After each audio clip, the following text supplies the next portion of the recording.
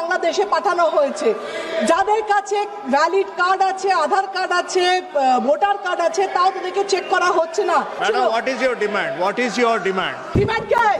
अगर बांग्ला बोलने से किसी को बांग्लादेशी प्रूफ करके बांग्लादेश में भेजना चाहे तो बीजेपी को भी हिंदी उर्दू बोलने के लिए पाकिस्तानी बना के पाकिस्तान में भेजो। যেই বলতে শুরু করেছি ওদের সমস্যা, ওরা বলতে দেবে না। বিজেপি জানাচ্ছে আমার বলা বন্ধ করে দিয়েছে, দিয়ে পরে বিজেপির এমপি কে টাইম দিয়েছে।